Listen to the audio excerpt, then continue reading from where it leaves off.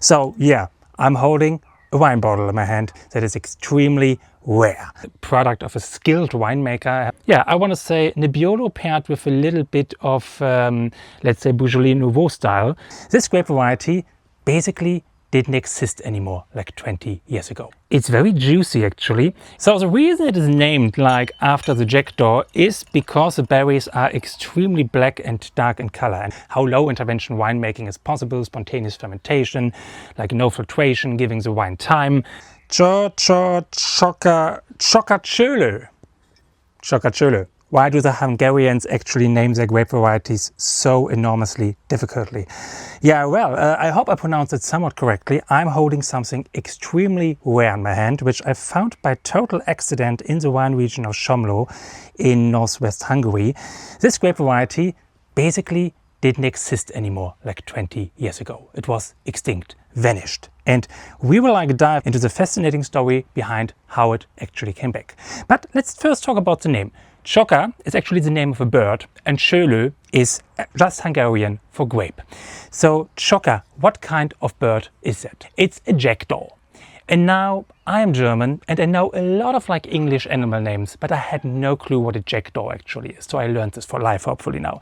It is these small little birds flying around, and they love stealing and they love shiny silver objects. So we are all aligned now what csóka or a jackdaw actually, and why is the wine named like this? We will find out as soon as we open the bottle. So as I said, nearly extinct like 20 years ago, and it was really due to the effort of one man who loves recultivating ancient Hungarian grape varieties that we still have this possibly in the bottle. Welcome back. I'm gonna cork my wine here.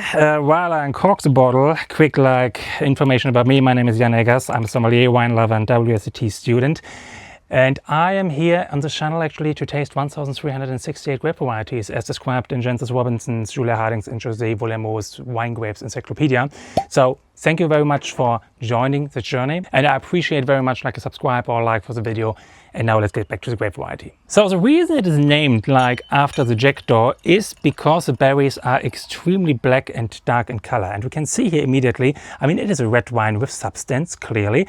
Let's get back to it in a second. First, a little bit of history lesson. So what happened to this grape variety? For so many Hungarian grape varieties that have been popular at some point of time, maybe 100, 150 years ago, because it is a fairly ancient variety for Hungarian standards. But then phylloxera came, and after phylloxera, when we had to replant the vineyards 1880, 1890, we replanted with more fashionable grapes that were more fashionable at the time. Then communism came in Hungary, which also led to a massive reduction of quality grapes because one just went for high yielding grapes. That is, for example, what hits the Juhfark in Somló.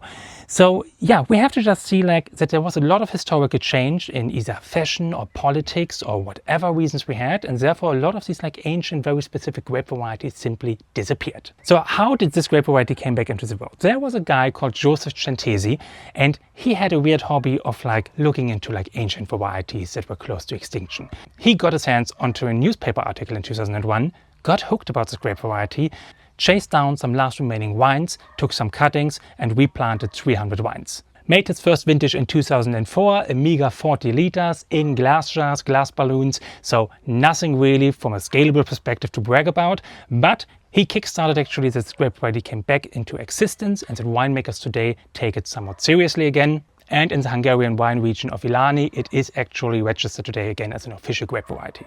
So this leads us to this producer, Bussay actually, where we found this wine. I got it, as I said, in Somló when I visited the Somló wine shop after having recorded my Juhfark interview with Tamás, which is linked at the end of this video. And funny enough, this is his wife's winery, located in southwest Hungary, where Hungary, Slovenia and Croatia actually are shaking hands.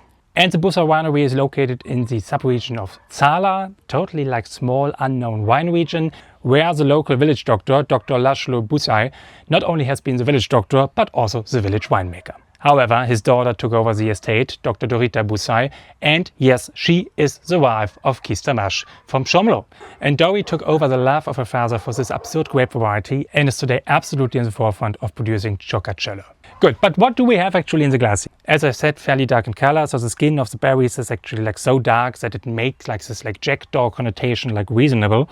Yeah, it's intense, It's very juicy actually. It reminds me a little bit of like, yeah, I want to say Nebbiolo paired with a little bit of, let's say, Beaujolais Nouveau style. Very interesting. Deep, definitely unfiltered. Nice sherry and berry profile. Little bit of hint of Aronia. Definitely a little bit of like scratchy oak touch, a little bit of cedar, a little bit of chocolate, a little bit of smokiness. Very floral, like lilac and violet. Even going to the lavender direction for me. Very nice actually, appealing in the nose, I must say. It's like, reminds me of like a fresh, like fruity summer red wine. What is the alcohol here? 11.5% only. So yeah, this impression of like low alcoholic light red wine is definitely coming over in the nose, which really makes it like pleasant, or gives me like a pleasant expectation to taste. But this has structure, this has power, this has acidity of course, because it's light, it's 11.5% alcohol. It's fresh, it's juicy, it's lightly tannic actually. It has really like a structure and a substance. So as usual when we have these like dark-skinned grape varieties, we usually like expect that the tannic structure is fairly aggressive, and that is also the case here. For such a light, delightful, elegant red wine, straightforward in its acidity, the tannins really stick to the mouth and actually really get like some substance, some structure, make it like probably like an absolute perfect fit for some nice fatty charcuterie, some salami, some chorizo, something like that. That goes probably hand in hand very nicely. It lingers around with fruitiness, with depth, with substance. The Aronia perspective actually really comes out. So very much like I'm reminded of like Aronia berries. And the chocolate also like really sticks with me. Very subtle, very nice oak integration here in this example of this wine. Another interesting fact is that the bottle clearly states Bussay 1989. And this is like this typical like story of like also like Hungarian wine growing regions. I mean, where communism has been a thing until like 1989. When like lots of the fairly ancient, fairly old wine history of the country actually has been affected by communism and has been interrupted by this like shift to mass production and collectivization, that lots of winemakers actually started totally fresh and anew in 1989, founding their estates after the Soviet Empire broke down. We see the same in Czech Republic, we see the same in Poland and like many other of the Central and Eastern European countries that belong to the Soviet Union. So super surprising, like side fact, clearly stated on the bottle that this is so to say like a distinction from the communist heritage and like a new fresh start of the project when the regime changed in 1989. And I must say, for a grape variety that has been lost for nearly 150 years, this is absolutely great and surprising what we have here in the glass. A really like product of a skilled winemaker, I have to say. As a Dory, she really shows here like how low intervention winemaking is possible, spontaneous fermentation, like no filtration, giving the wine time, doing no beautification here, probably like a minimum amount of sulfites. I can imagine really totally like the same philosophy as Tamás, like only adding some sulfites at the end when the wine is bottled to stabilize it a little bit. So this was really like a chance encounter that I found this wine like in the Somló wine shop directly after I visited Tamás and taste this wine by his wife now to like cross this off on the list. Really makes me excited. Really looking forward to meet her at some point of time, because this is really beautiful like craftsmanship that is here in the glass. Highly recommendable. You find all information definitely in the show notes, and please remember to give a like or subscribe. Highly appreciated that you are joining this journey of tasting 1368 grape varieties. See you somewhere out there in the wine world. Cheers.